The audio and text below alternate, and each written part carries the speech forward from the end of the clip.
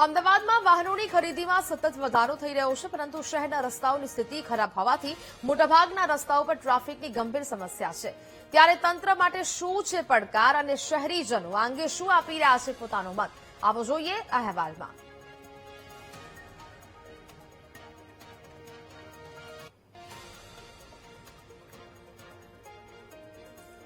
તો શહેરમાં દિવસે ને દિવસે વાહનોની સંખ્યામાં સતત વધારો થઈ રહ્યો છે, પરંતુ મોટાભાગના વિસ્તારોમાં ટ્રાફિકની ગંભીર સમસ્યા ઉભી થઈ છે। દબાણ, આડેધડ પાર્કિંગ અને આયોજનના અભાવે પીક અવર્સમાં ટ્રાફિક જામની સમસ્યા રહેતી હોય છે। શહેરમાં 1000 જેટલા નવા ટુ વ્હીલર અને 500 જેટલી ફોર વ્હીલર ગાડીની ખરીદી થઈ રહી છે। અત્યારે દરેક બીજા વ્યક્તિ પાસે એક ટુ વ્હીલર છે તેવી સ્થિતિ છે। વાહનોની સંખ્યામાં તો સતત વધારો થઈ રહ્યો છે, જ્યારે રોડની પહોળાઈ જેવી હોવી જોઈએ તેવી હોતી નથી।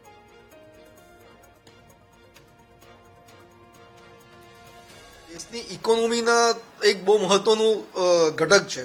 તમે દેશની ઇકોનોમીને જોશો તો જીએસટીનું કલેક્શન આપણે ઓટોમોબાઈલ ઇન્ડસ્ટ્રીના પાસેથી આવે છે કે even Ahmedabad municipal corporation road tax મળે છે એ કરોડો રૂપિયાના અંદર છે।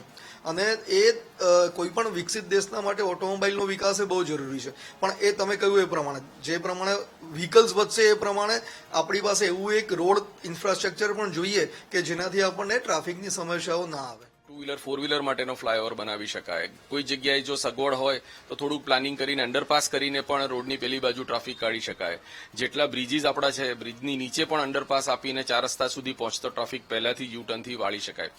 એટલે ઘણી બધી રીતે જો પ્રોએક્ટિવ પ્લાન કરે તો કોર્પોરેશન આને સક્રિય રીતે કામ કરે। અને બીજું કે આ બધા પ્લાનિંગમાં અમદાવાદ શહેરના ટ્રાફિક પોલીસ વિભાગને પણ જો સાથે સંકલન રાખીને કામ કરે તો ખરેખર ઇન્ફ્રાસ્ટ્રક્ચર ડેવલપ થાય અને આવનારા પ્રચંડ વસ્તી વધારાને પણ આવનારા અમુક વર્ષો સુધી આપણે કોપઅપ કરી શકીશું।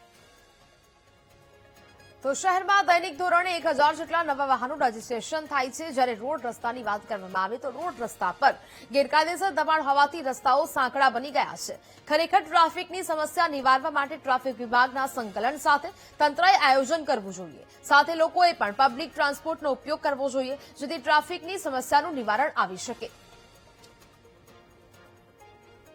આવતા સમયમાં એવી પરિસ્થિતિ થઈ જશે કે માણસો ગાડીમાં બેસીને જાય એના કરતા પગે જાય તો વહેલા પહોંચી જાય જગ્યા ઉપર। પણ જગ્યા તો આપણા પાસે લિમિટ છે ને, જગ્યા વધવાની નહીં, પણ માણસો વધે છે, વાહનો વધે છે, એટલે વધારે પ્રોબ્લેમ થાય છે આ વસ્તુ।